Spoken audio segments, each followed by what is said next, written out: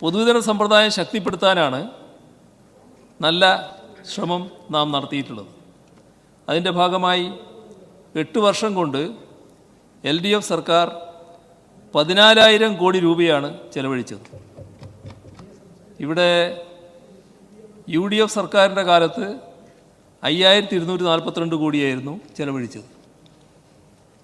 NSOയുടെ കണക്ക് പ്രകാരം രാജ്യത്ത് ഏറ്റവും കുറവ് വിലക്കയറ്റമുള്ള സംസ്ഥാനം കേരളമാണ്.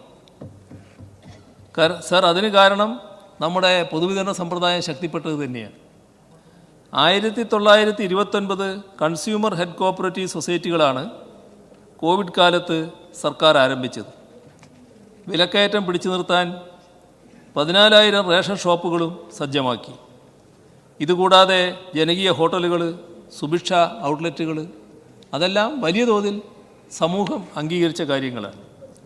ജനക്ഷേമ നടപടികളിലൂടെ വിപണിയിൽ കൃത്യമായി ഇടപെടുന്നതുകൊണ്ടാണ് പണപ്പെരുപ്പവും വിലക്കയറ്റവും കേരളത്തിൽ പിടിച്ചു നിർത്താനാകുന്നത്.